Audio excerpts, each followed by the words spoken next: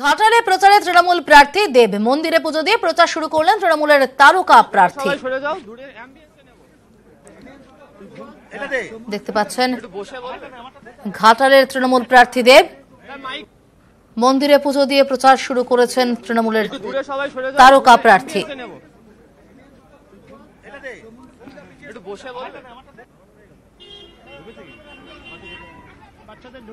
দেখতে পাচ্ছেন মন্দিরে পুজো দেওয়ার ছবি। পুজো দেন মন্দিরে এবং মন্দিরে পুজো দেওয়ার পরই প্রচার শুরু করেন ঘাটালের তৃণমূল প্রার্থী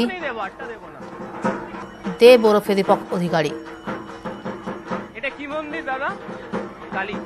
আপনাদের গ্রামেরই এটাই পুজো হয়।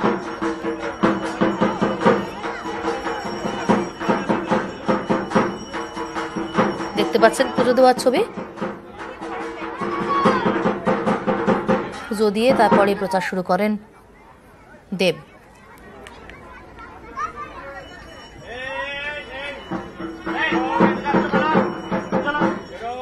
কারণ আমার এখনো মনে আছে প্রথম ফোনটা আমি জেঠুকে করেছিলাম কি এইটা হলো, কিন্তু তুমি রেগে যাওনি তো?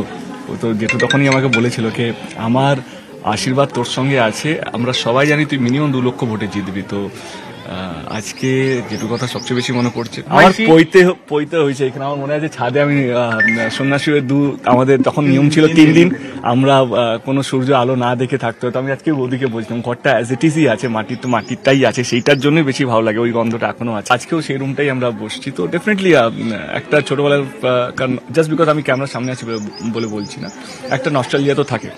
আমার মনে হয় 2 মাস খাওয়া দাওয়া ঘুমটা সাইডে রেখে মানুষের কাছে পৌঁছানো, মানুষের কাছে তোমার উন্নয়ন বা তোমার পার্টির বা তোমার সরকারের উন্নয়ন মানুষের কাছে পৌঁছানো, সেটা বেশি ইম্পর্টেন্ট আমাদের কাছে।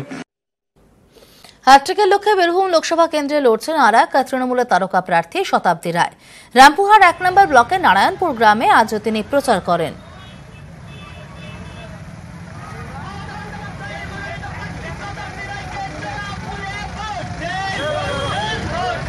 বীরভূম লোকসভা কেন্দ্রের তৃণমূল প্রার্থী শতাব্দী রায় রামপুরহাটের 1 নম্বর ব্লকের নারায়ণপুর গ্রামে আজ তিনি প্রচার করেন।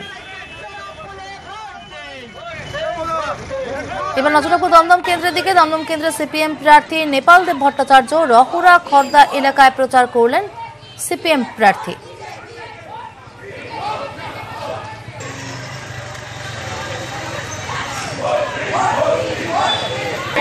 নেপাল দেব ভট্টাচার্যকে হাত উড়িয়ে আর কাটতে দাঁড়ায়।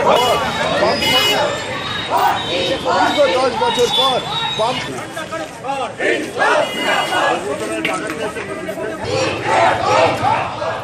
রেলের কামরায় ভোটের প্রচার। বর্ধমান পূর্ব কেন্দ্রের সিপিএম প্রার্থী ঈশ্বরচন্দ্র দাস আজ সকালে কাটোয়া স্টেশনে ট্রেনের কামরায় উঠে ভোট প্রচার করলেন সিপিএম প্রার্থী।